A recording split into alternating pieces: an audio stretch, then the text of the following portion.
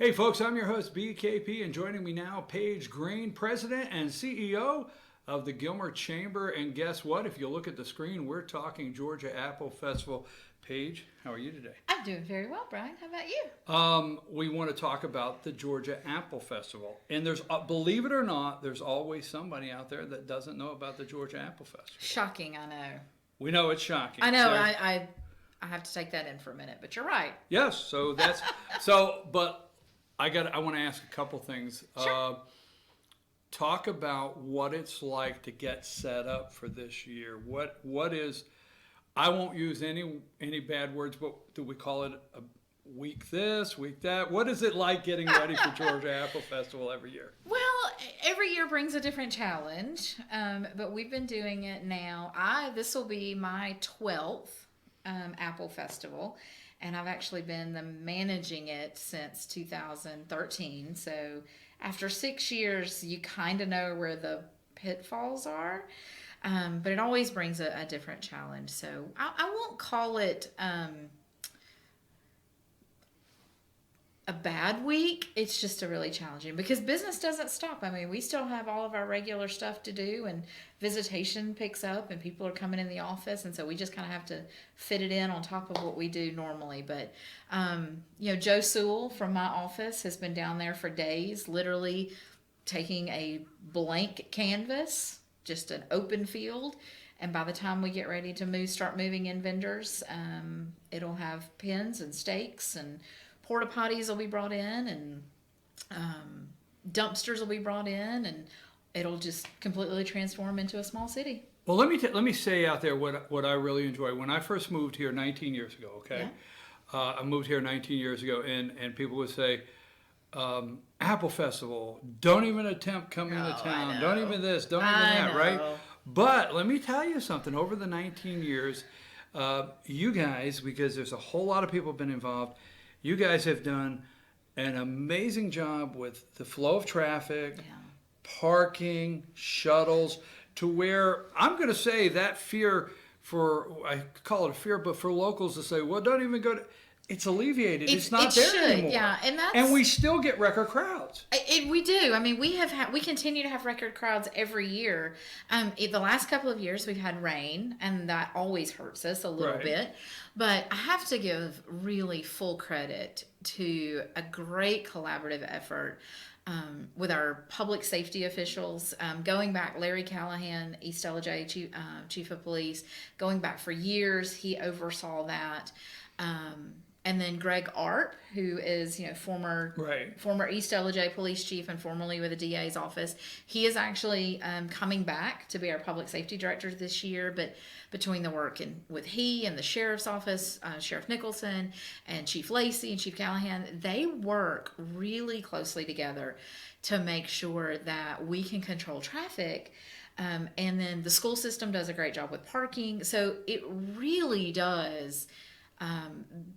Has helped over the last few years, and we just don't see those long lines anymore.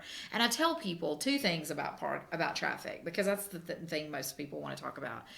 One is if you come on the first day on Saturday, anywhere between 9 and 11, that's going to be our busiest time. Right. So kind of think about, can I come later? Can I come on Sunday morning? Sunday morning is a great time to come.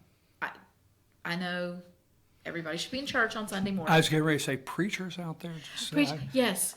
Just give us an excuse. We got to get out of this where we get so. But I know what you meant. Yeah, I mean Sunday afternoons are a great time to come. But the other thing that I remind people of is we are not the sole cause of traffic.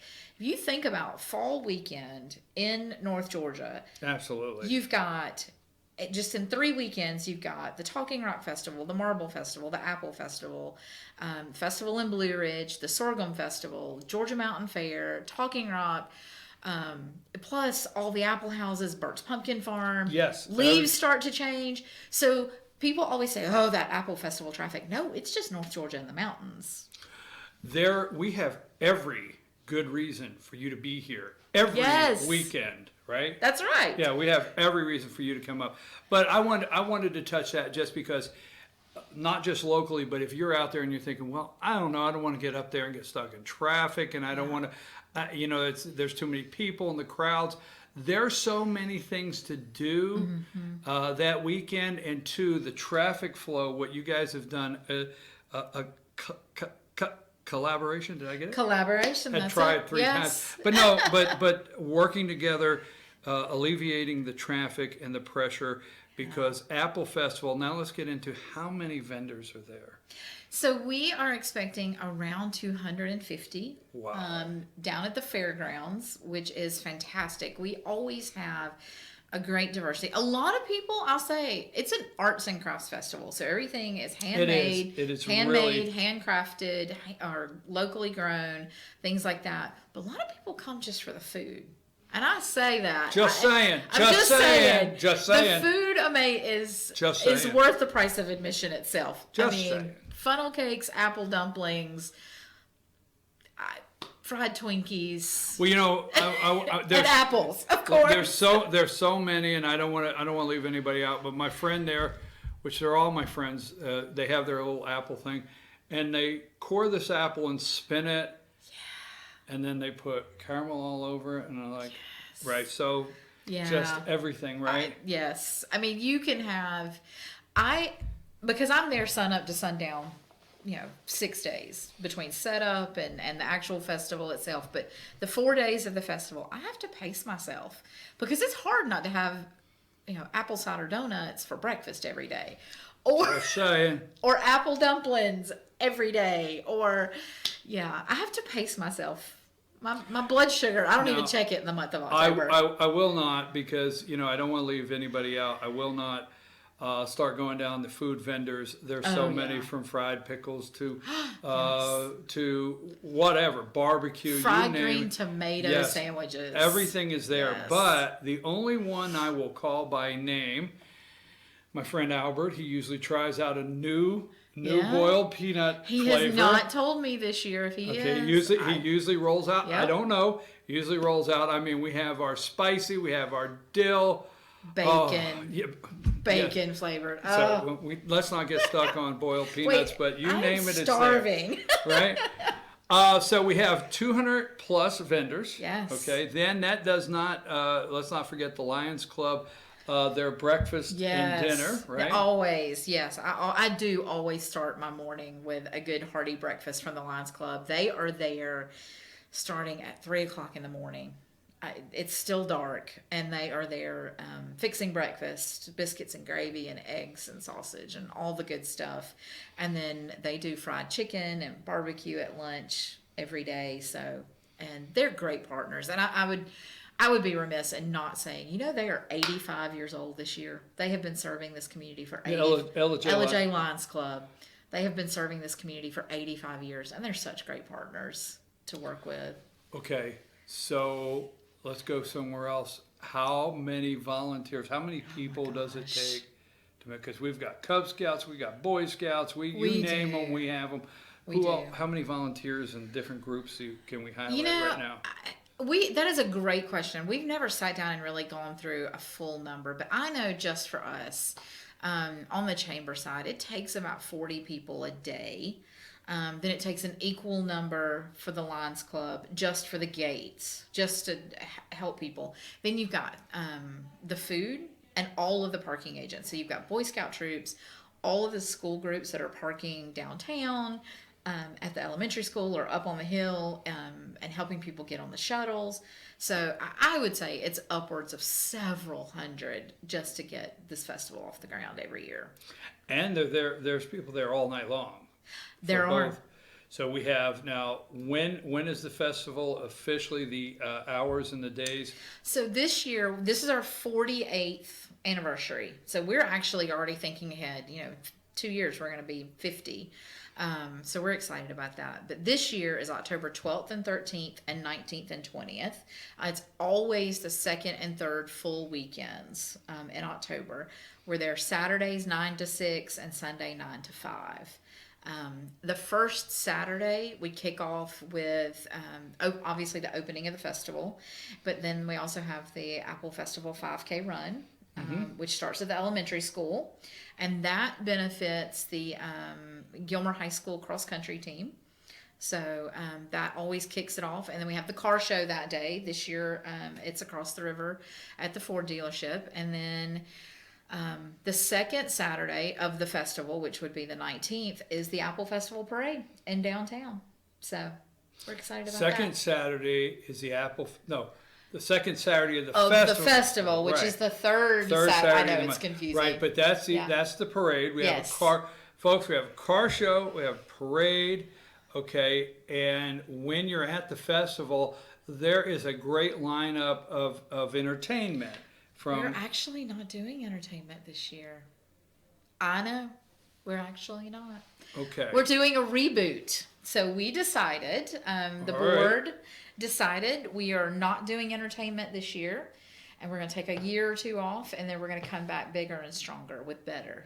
Okay. All right. Okay. We do have all the children's activities. We have camel rides and pony rides and slides and all the great kids activities. But we are not doing entertainment this year. But there is something new this year. What's that? Let's see if I can figure it out. I hope I'm right. I think there is a downtown chamber welcome center. Yes. That's new this year? Yes, we're so excited about that. Yes, we are excited about that. So in addition to the Apple Festival at the fairgrounds, which is 1729 South Main Street, we have Apple Arts that coincides. Right. It's on Broad Street next to the courthouse. And this year, we opened back in March the Downtown Welcome Center. And that's going to be a great addition to downtown and to that festival because people can come in, hopefully get out of how cold it's going to be because I am determined that it's going to be nice fall weather for the festival both weekends. And so people will be able to come in and get information, use the restroom, have a place to sit down, talk to some of our staff that'll be there helping people because we want people to come to the fairgrounds. We want them to come downtown.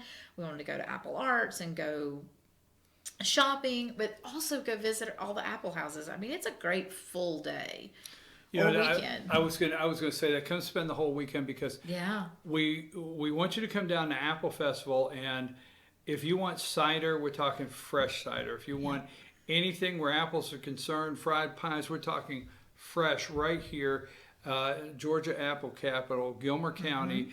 Our agritourism, so you can spend several hours at the festival. You can go down to Apple Arts downtown around the square at the same time there. We have the Chamber Welcome Center. You can walk in and people show you different brochures of different apple houses all through the county. So there's everything from pig races at some of the apple houses to corn mazes. You name it. Apple cannon. You name it.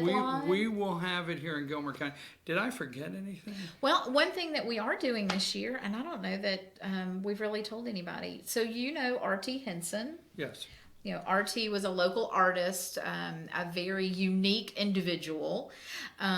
He has his bicycle was his mode of transportation around town. Everybody remembers R.T.'s bike.